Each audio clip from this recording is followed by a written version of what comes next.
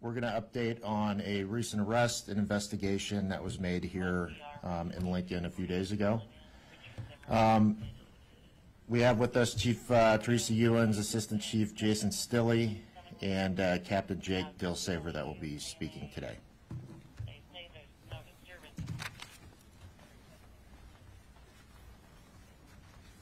Good morning.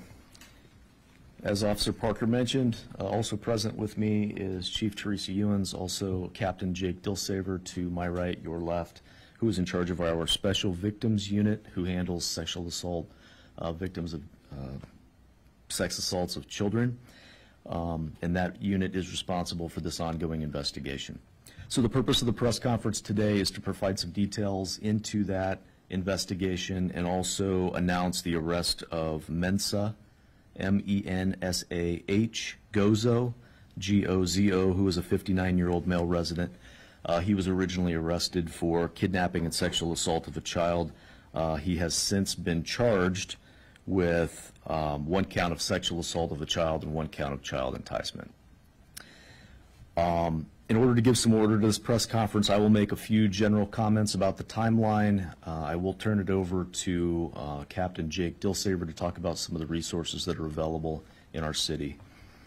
So on July 24th, Sunday at approximately 10 a.m., we were made aware of a missing person case in the area of First and Cornhusker. Officers responded and found that a 12-year-old girl had left the home and she had since not returned, and the parents were worried. We began relentlessly searching for her, and slightly before 12 noon that same day, she had been returned into the area of her home by Gozo. As part of the investigation, when youth are out of care of their parents or other responsible caregivers, we start to ask a series of questions, and it was based on that line of questioning and that trajectory of that investigation that led us to believe that the 12-year-old girl was transported someplace else in the city, was harmed, and ultimately we had determined that Gozo transported her to his home, subjected her to sexual contact and sexual penetration, and then ultimately returned her to the area of her home. Gozo was arrested later that day without incident, and he was transported to the Lancaster County Jail, where again I mentioned he had been charged with kidnapping and sexual assault of a child. Since then, he has been charged in court with one count of sexual assault of a child and one count of child enticement. This investigation is ongoing. Anyone with information is asked to contact us at 402-441-6000. They can also remain anonymous if they wish to do so, and can contact Crime Stoppers at 402-475-3600. Before I turn it over to Captain Dilsaver to talk about the resources that are available in our community, I will say that the decision to come forward and do a press conference on this case is agonizing, because we are in the victim and survivor business. So our hearts and attention is really on the victim and the victim's family right now. However, we also recognize that this individual could be responsible for other cases. While we don't have details right now that we can share on that, or if any can be made available, we do want to make sure that the public is aware. And so anyone that's had any contact with Mr. Gozo is asked to come forward. Please keep and respect the privacy of the family at this time. Also, I'd like to turn it over to Captain Dilsaver to talk about the resources that are available for anybody that's suffering from sexual assault in our community. Thank you. My name is Jake Dilsaver, the captain of the Special Victims Unit here at Lincoln Police Department. To Assistant Chief Stilley's point, these are difficult cases. The effects are long-standing from victims, families, survivors of abuse. There are a lot of resources that are locally available. The Child Advocacy Center is a great place to start. Department of Health and Human Services. We have Hope Spoke here. We have Voices of Hope. The Friendship Home, and the police department here has a victim assistance unit that would be available as well. I'd be remiss not to mention the great work of a lot of police officers Sunday morning that were helping look for this child. The investigators in the Special Victims Unit that have been working tirelessly since this case on Sunday morning. And we, again, just reiterate the request to be considerate for the families that are involved in these kind of cases. Thank you. And with that, that concludes our prepared remarks. If anybody has any questions. What would be your advice for parents if they want to talk with their children about some like potential risks or just the things that happen out there? If they happen to see this on the news, what would be your message to parents about how they can approach that conversation?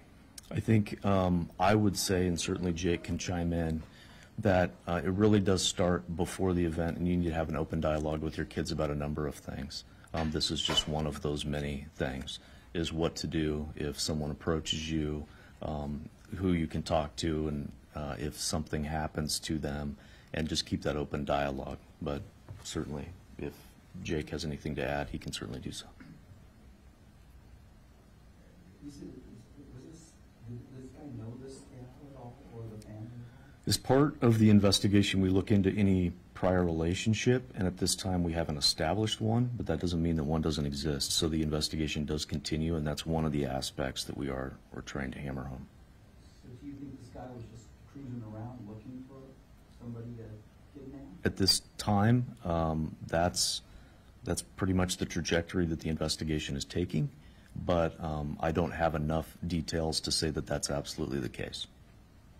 Do you believe this is an isolated incident, or like are there other reports of something similar that you think could be related? Again, this is a very difficult decision to come forward with this, because we are trying to respect the survivor's family and their privacy.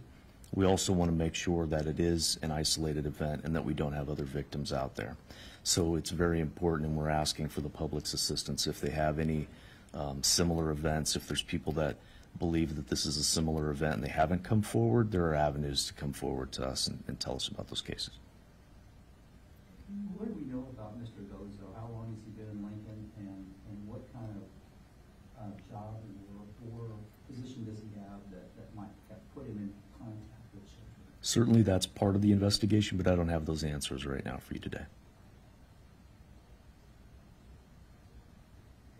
Is there a reason why you think there might be more victims out there?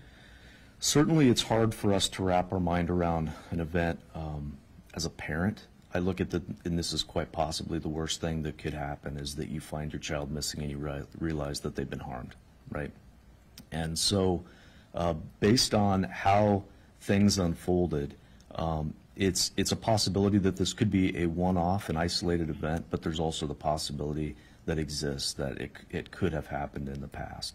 So this is one of the things that we would like the public's help on to figure out.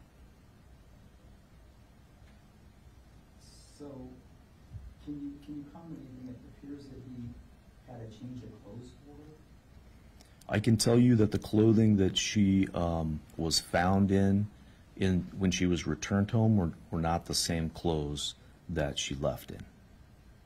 And she doesn't own that clothes, or the family says that's not her clothes. Certainly, that's pieces of the investigation. Again, so we always walk a line when we come forward and we take questions and start to outline an investigation. If there are other potential victims out there, and I'm not saying that there are or there aren't, that's something that we would like to know. We want to make sure that the story that they tell us, that the facts that they remember are their own and not something that we provide in a press conference. And so certainly I want to make sure that we don't provide any details that could taint someone else's recollection of a set of events when they come forward. Do you think there's any ongoing concern with him behind bars? I don't have any ongoing concern, but I am always concerned for the safety of my children, and I'm sure other parents are as well. And so just safety measures that you can take, making sure that you have the ability to contact your children and knowing where they're at, who they're going with, is always very important. I don't recall recently any stranger, danger type of things like this. When was the last time you had something like this? That's a great question. I don't know. Now, we do deal with suspicious vehicle calls and suspicious person calls.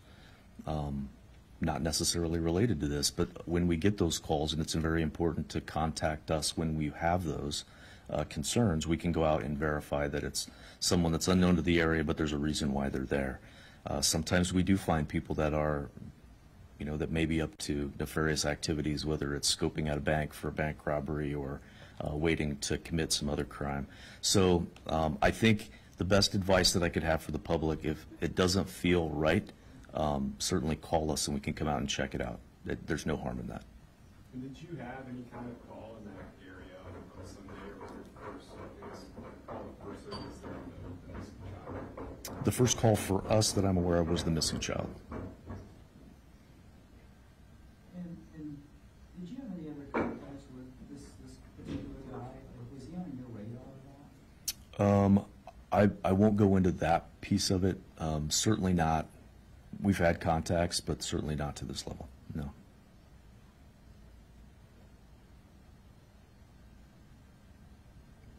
Okay, thank you for your time.